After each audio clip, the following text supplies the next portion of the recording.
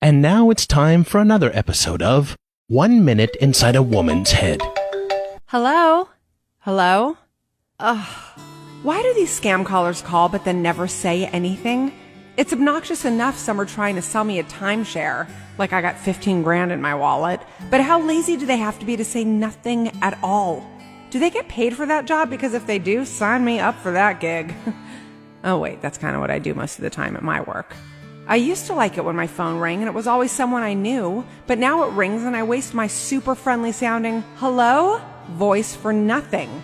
And I get the same feeling as when I got crank called in high school. Who is it? Why are they cranking me? I always had a feeling it was Billy Taylor after I broke up with him at prom. Wouldn't that be weird if it was still him after all these years? Oh, I should answer. Billy Taylor, is that you? Oh, it's my mom. Decline call. Now she's someone I wish I could get to say nothing. And that was another episode of 1 Minute Inside a Woman's Head.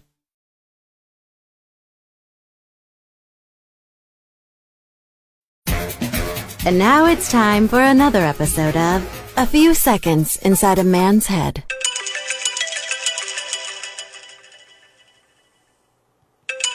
Hello?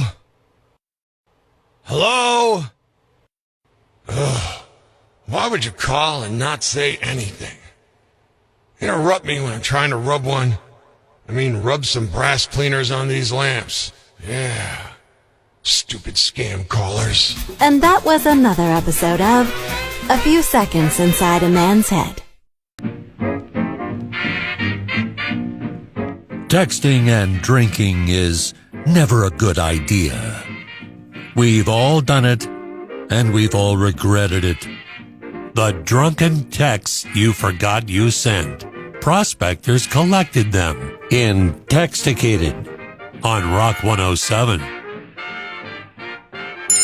Midland, Texas, area code 432. Her directions to the house party. The North Star will guide you. Turn left. I'm wearing the potato hat. From the 203 Bridgeport, Connecticut, I just figured I'd let you know you bought a yacht on eBay last night. And from 651 St. Paul, Minnesota, I can't talk right now. We're trying to finish our homework so we can play with Play-Doh. You hit send, and we hit the floor laughing in InTEXTicated on Rock 107. Area code 850 Tallahassee, Florida. You then began crawling around in the grass with a magnifying glass saying you were searching for the magic school bus. From the 318 Shreveport, Louisiana. Why is there a living, breathing cow on your front porch? And from Warren, Michigan, area code 586. Got high, had our usual talk about the definition of coleslaw, then tried to call the ramen noodle company and convince them why my face should be on their packaging. Proof that booze and cell phones don't mix. In InTEXTicated on Rock 107. From the 812 in Evansville, Indiana. McDonald's has hash browns for only a quarter. How many you want? Reply, all of them. Akron, Ohio, area code 330. We just built a bong out of a pineapple. I'm never leaving Hawaii. Ever. And from the 303, Denver, Colorado. I can't leave, dude. There's a horse with a top hat on. Hey, we found him in your telephone. In InTEXTicated on Rock 107. Smell. It's 60 Minutes meets Gone in 60 Seconds. Tune in Monday for Prospector's Briefs on Rock 107. Happen to any of us, and you kind of feel dumb for a minute, right?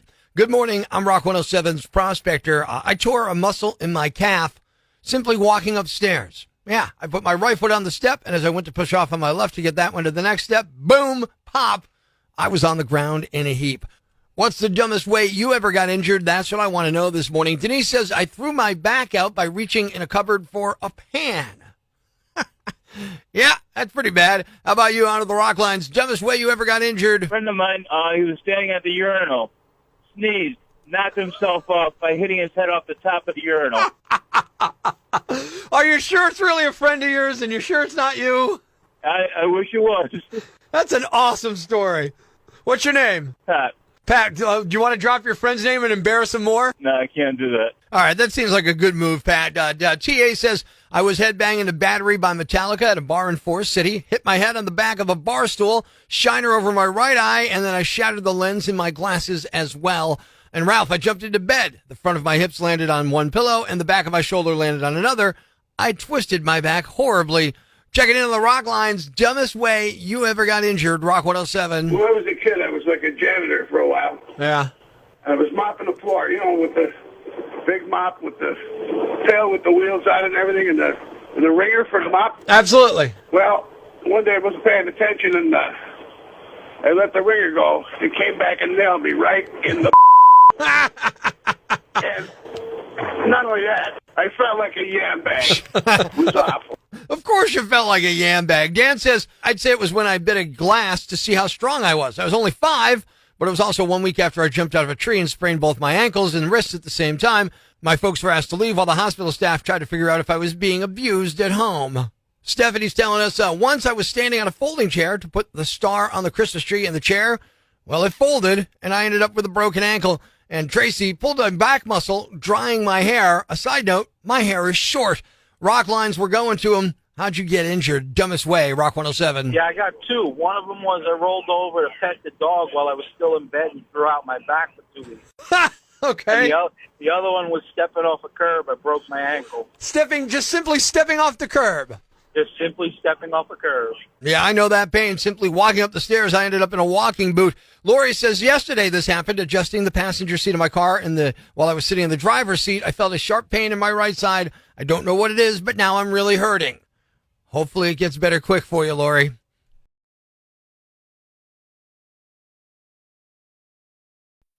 Life's pretty tough right now.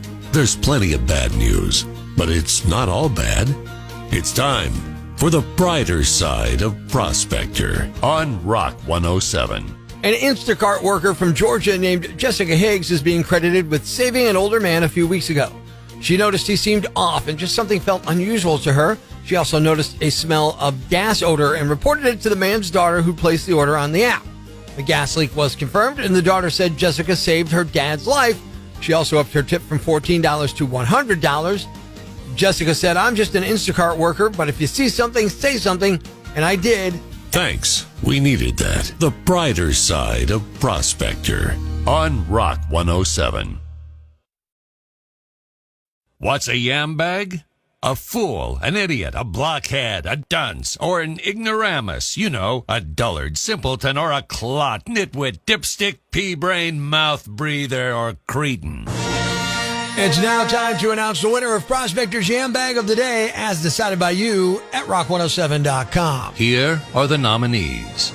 Nominee number 1. I'll bet this guy never neglects this again. A 42-year-old man in Boston named Hector Avesedo stabbed another man because he wouldn't flush the toilet. It happened at a Back Bay transit station on Sunday. The 2 men were in adjacent stalls. And when the victim was about to leave, Hector hollered that he needed to flush the toilet, but the other guy apparently refused and told him to mind his own business. So they argued a bit through the stalls, and then it got physical, which ended in Hector stabbing the other guy in the hand. Hector ran off, but was later caught and arrested. He still had the knife on his person. The victim was treated for a stab wound, but it sounds like he'll be fine. And perhaps the stab wound will leave a scar to serve as a gentle reminder to flush next time. Nominee number 2.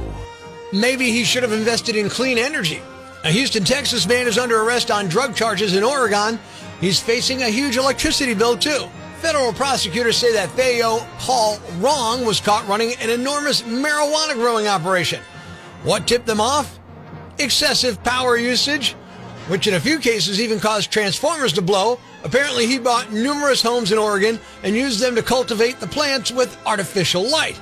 Wrong is facing 2 counts of conspiracy to manufacture and possess cannabis with intent to distribute.